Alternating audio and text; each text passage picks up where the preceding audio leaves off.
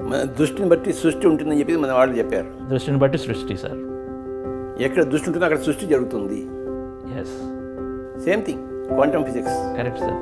దృష్టిని బట్టి సృష్టి.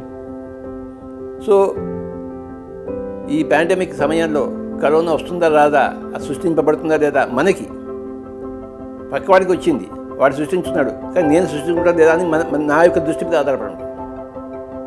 నాకు కూడా వస్తుందేమో నువ్వు అనుకునే అలా వస్తుంది, ఎందుకంటే నీ దృష్టి అలా ఉంది. Correct sir. నాకెందుకు వస్తుంది అనుకున్నావు అనుకోండి, నీకు రాదు.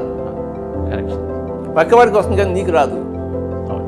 నువ్వు పక్కవాడికి వచ్చింది, వాడికి నేను సేవలు చేసావు, వాడు కాళ్ళు పిసికా, వాడికి నీళ్ళు ఇచ్చి అన్నం పెట్టి వాడి పక్కనే పడుకున్నావు, కానీ నీ దృష్టి ఏంటి, నాకేమీ రాదని చెప్పేసి, అప్పుడు నీకేమీ రాదు. అది దృష్టిని బట్టి సృష్టి ఉంటుంది.